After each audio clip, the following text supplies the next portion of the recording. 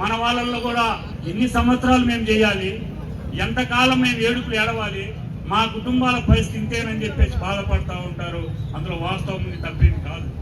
యాజమాన్యం చేయాలంటే రెండు ఉండాలి. ఒకటి, అది ఇద్దరు ఉద్యోగులకు కానీ కాంట్రాక్ట్ కార్మికులకు ఏముండాలంటే మన మీద ప్రేమగా ఉండాలి, లేదా ప్రేమగా ఉండాలి. మన మీద ప్రేమ ఉన్నదా? మన మీద ప్రేమ ఉన్నదా?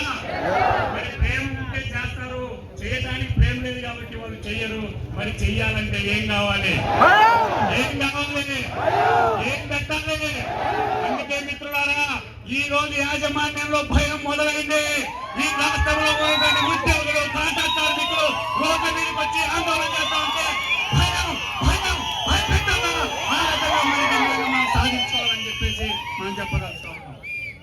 అందుకనే ఈ ఉద్యమం ఒక కీలక దశకు వచ్చింది.